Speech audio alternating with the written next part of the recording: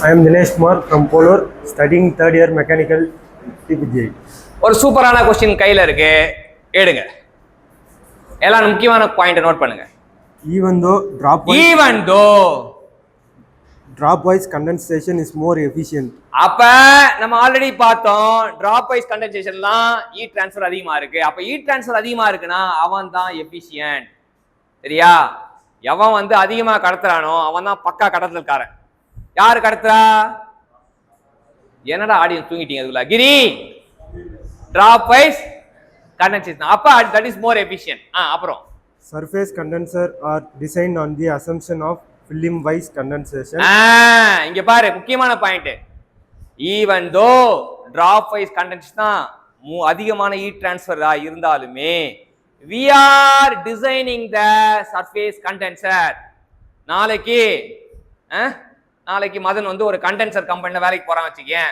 அப்ப கண்டென்சரை டிசைன் பண்ணுங்க மதன் அப்படின்னா எங்க சார் சொல்லியிருக்காரு டிராப் வைஸ் கண்டென்சேஷன் தான் ஹீட் ட்ரான்ஸ்ஃபர் அதிகம் பண்ணும், டிராப் வைஸ்ல தான் நான் டிசைன் பண்ணுவேன்னு இறங்கக்கூடாது. டிசைன் பண்ணும்போது you have to design with help of film wise condensation. அதை உண்மையா பொய்யான்றாங்க. எஸ், டிசைன் வந்து based on the film wise condensation. first point. ரெண்டாவது பாயிண்ட்,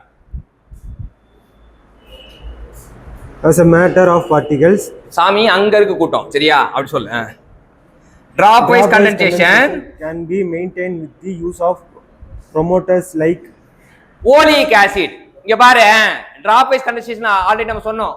சர்ஃபேஸ் வந்து கோட்டிங் இருந்தா drop wise condensation. அப்ப drop wise condensation பண்றதுக்கு இன்னொரு மெத்தட் இருக்கு, promoters.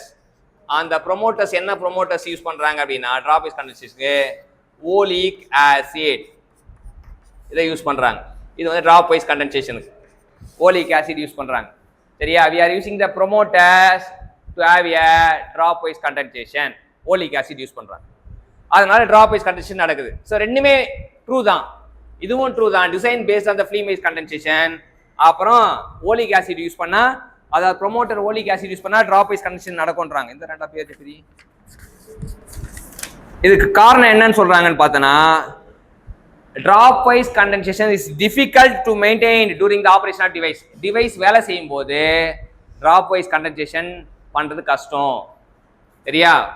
அதாவது நம்ம ஒரு டிவைஸ் வேலை செய்யும் போது டிராப் வைஸ் கண்டென்சேஷன் மெயின்டைன் பண்றது கஷ்டம். அதனால தான் நம்ம என்ன டிசைன் பண்ணும்போது என்ன பண்றோம்?